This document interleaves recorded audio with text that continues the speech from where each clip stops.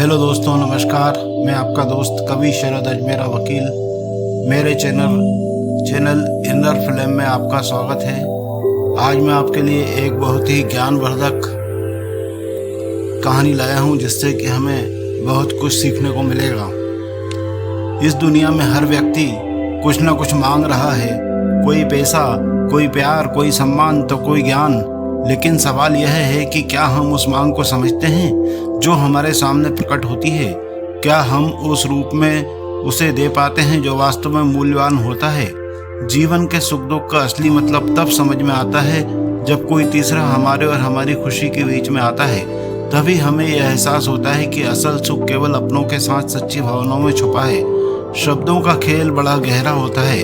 कड़वे बोलने वाले का मीठा शहद भी नहीं बिकता है, जबकि मीठे बोलने वाले की कड़वी बातें भी लोग सुन लेते हैं। इंसान की असली खूबसूरती उसकी वाणी में है, उसके हृदय में बाहरी आभा क्षणिक है, लेकिन अच्छी बातें हमेशा दिलों में बसी रहती है। मुसीबतें केवल उन्हीं के हिस्से में आती है जो उनसे लड़ने का हौसला रखते हैं। जो लोग हार मान लेते हैं वह रास्ते से भटक जाते हैं, लेकिन जो सब्र रखते हैं वह समय के साथ जीत का स्वाद चखते हैं। जीवन में कठिनाई आना यह सिखाता है कि आप उसे सहने और कुछ सीखने के काबिल हो गए हैं। समय की ताकत को नहीं भूलना चाहिए। यह मत भूलो, समय की ताकत बड़ी बलवान है। न केवल तुम्हारे दुश्मनों के चेहरे बदलते हैं, बल्कि तुम्हारा आलोचक भी उन बातों को असर में देता है। यह कहानी आपके अंतर मन को झकझोर देगी और यह सिखाएगी कि असली धन क्या है। एक साधु थे, उनका बड़ा विचित्र स्वभाव था। वह कम बोलते थे, उनके बोलने का ढंग भी अजीब था। उनकी मांग सुनकर सब लोग हंसते थे। कोई चढ़ जाता था, कोई उनकी मांग अनसुनी कर देता था और अपने काम में जुट जाता था। साधु प्रत्येक घर के सामने खड़े होकर पुकारते, माई अंजलि भर मोती देना, ईश्वर तुम्हारा कल्याण करेगा। साधु की यह मांग विचित्र थी। इसे सुनकर स्त्रियां चकित हो उठती थी, कहती थी, बाबा यहाँ तो पेट भरने के लाले पड़े हैं, तुम्हें इतने ढेर सारे मोती कहाँ से दे सकेंगे? किसी राजमहल में जाकर मोती मांगना। जाओ बाबा जाओ, आगे बढ़ो। साधु को खाली हाथ गांव छोड़ता देख एक बुढ़िया को उस पर दया आ गई। बुढ़िया ने साधु को पास बुलाया।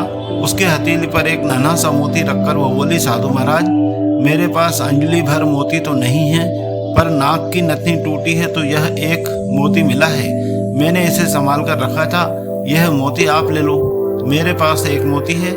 ऐसा मेरे मन में गर्व तो नहीं होगा, इसलिए मैं आपको सौंप रही हूँ। कृपया कर इसे आप स्वीकार करें। हमारे गांव से खाली हाथ मत जाइए। बुढ़िया के हाथ से नन्हा मोती देखकर साधु हंसने लगा। उसने कहा, माता जी, यह छोटा मोती मैं अपनी फटी हुई झोली में कहाँ रखूँ? इसे आप अपने ही पास रखना। ऐसा कहकर साधु उस गांव के बाहर निकल पड़ा। दूसरे गांव में आकर साधु प्रत्येक घर के सामने खड़ा होकर पुकारने लगा, माताजी, प्याली भर मोती देना, ईश्वर तुम्हें सुखी रखेगा। साधु की यह विचित्र मांग सुनकर वहां की स्त्रियां भी अचंभित हो उठी। वहां भी साधु को प्याली भर मोती नहीं मिले। अंत में निराश होकर वहां से भी वह खाली हाथ जाने लगा। उस गांव के एक छोर पर किसान का एक घर था। वहां मोती मांगने की चाह उसे घर के सामने ले गई। माताजी, प्याली भर मोती देना, ईश्वर तुम्हारा कल्याण करेगा। साधु ने पुकार लगाई। किसान सहसा बाहर आया। उसने साधु के लिए ओसारे में चादर बिछाई और साधु से विनती की कि हे साधु महाराज, पधारिए, विराजिए। किसान ने साधु को प्रणाम किया और मुड़कर पत्नी को आवाज दी, लक्ष्मी, बाहर साधु महाराज आए हैं, इनके दर्शन कर लो। किसान की पत्नी तुरंत बाहर आई। उसने साधु जी के पांव धोकर दर्शन किए। किसान ने कहा, देखो लक्ष्मी, साधु जी बहुत भूखे हैं, इनके भोजन की तुरंत व्यवस्था करना। अंजलि भर मोती लेकर पीसना और उसकी रोटियां बनाना। तब तक मैं मोतियों की गागर लेकर आता हूँ। ऐसा कहकर वह किसान खाली गागर लेकर घर के बाहर निकला। कुछ समय पश्चात किसान लौट आया। जब तक लक्ष्मी ने भोजन तैयार कर लिया था। साधु ने पेट भर भोजन किया। वह प्रसन्न हुआ। उसने हंसकर किसान से कहा, बहुत दिनों बाद कुबेर के घर का भोजन मिला है, मैं बहुत प्रसन्न हूँ। अब तुम्हारी याद आती रहे, इसलिए मुझे कान भर के मोती देना। मैं तुम दंपत्ति को सदैव याद करूंगा।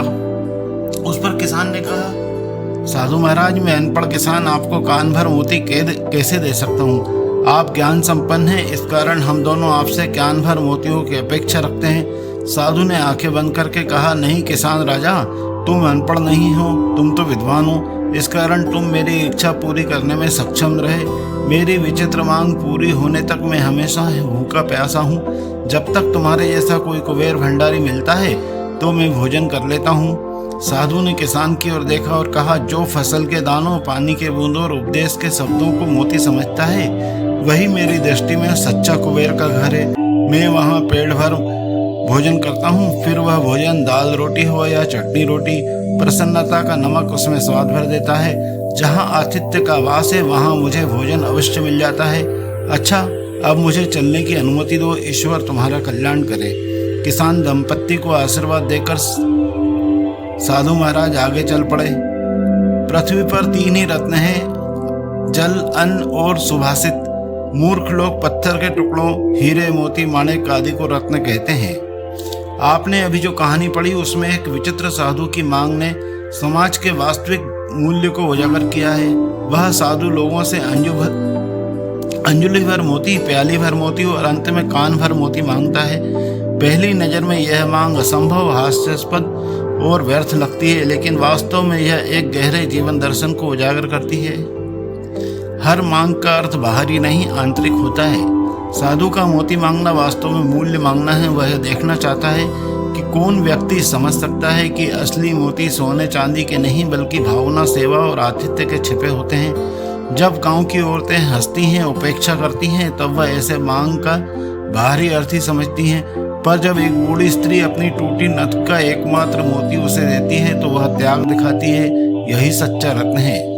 आज की दुनिया में जब लोग केवल धन, शोहरत और चमक धमक को ही मोती समझते हैं, तब यह कहानी हमें सिखाती है कि समर्पण और संवेदना ही असली रत्न है। सबसे बड़ा दान है आतिथ्य और सम्मान। जब साधु एक किसान के घर पहुंचता है, वहां कोई असली मोती नहीं होते, ना ही हीरे जवाहरत की कोई बात होती है, पर किसान और उसकी पत्नी साधु को सम्मान देते हैं, आदर देते हैं, भूख बुझाते हैं। साधु की आंखें भर आती है, उसे यही मोती चाहिए था, सेवा, प्रेम और सच्चे आतिथ्य के मोती। इनर फ्लेम का उद्देश्य भीतर की लौ को जलाना, और यह कहानी हमें सिखाती है कि उस लौ को जलाने के लिए हमें किसी राजमहल या दौलत की जरूरत नहीं है, बल्कि एक संवेदनशील हृदय की जरूरत है। सच्चा कुबेर वही है जो दानों, बूंदों और शब्दों को मोती माने। साधु अंत में कहता है कि जो फसल के दानों, पानी की बूंदों और उपदेश के शब्दों को मोती समझता है, वही सच्चा कुबेर है। इस वाक्य में जीवन का सार है। हमारा समाज केवल भौतिक समृद्धि को ही समृद्धि समझता है, लेकिन असली समृद्धि होती है ज्ञान, करुणा और कर्तव्य। कभी कभी हम सोचते हैं कि अगर हमारे पास ज़्यादा पैसे होते तो हम दूसरों की मदद कर पाते, लेकिन यह कहानी बताती है कि एक टूटी नथ का मोती भी किसी का दिल छू सकता है, अगर वह सच्चे भाव से दिया गया हो। मांगने वाले का उद्देश्य समझो, हंसने की जगह समझदारी दिखाओ। साधु के बोलने का ढंग अजीब था, इसलिए लोग उसका मजाक उड़ाते थे, लेकिन उसने हर जगह एक ही मांग दोहराई, क्योंकि वह इंसानों की परख कर रहा था। यह हमारे समाज की एक बड़ी समस्या है। हम दिखावे पर जल्दी प्रतिक्रिया देते हैं, पर भावों को नहीं समझते हैं। इनर फ्लेम की यही कोशिश है कि हमारी सोच गहराई पाए, हम संवेदनशील बने और किसी भी मांग के पीछे दर्द या उद्देश्य को पहचाने। सबसे अमूल्य रत्न है विनम्रता, सेवा और सच्चा प्रेम। कहानी के अंत में साधु कहता है कि प्रसन्नता का नमक स्वाद भर देता है। यह वाक्य दर्शाता है कि जीवन में भावनाओं का महत्व सबसे अधिक है। चाहे रोटी में घी हो या न हो, लेकिन प्रेम और सत्कार हो तब वह भोजन भी अमृत हो जाता है। हमारा उद्देश्य यही है कि भीतर की रोशनी, भीतर की आग, उसे बुझने न दिया जाए, और यह तभी संभव है जब हम दूसरों की आंखों में झांक कर उनके भावों को समझेंगे। यह कहानी केवल एक साधु की विचित्र मांग की नहीं है, यह हर उस इंसान की तलाश की कहानी है जो दुनिया में सच्चे मूल्यों की खोज में भटक रहा है। हर व्यक्ति एक साधु की तरह जीवन में भटकता है, सच्चे प्रेम, समझदारी और आत्मीयता और स्वीकार्यता के मोती को खोजता है। इनर फ्लेम का संदेश भी यही है, अपने भीतर की लौ को जलाओ और दूसरों के जीवन को रोशन करो। नमस्कार दोस्तों, कल फिर मिलूंगा नई कहानी के साथ। मुझे आशा है कि इस कहानी में आपको कुछ अच्छी बातें सीखने को मिली होगी।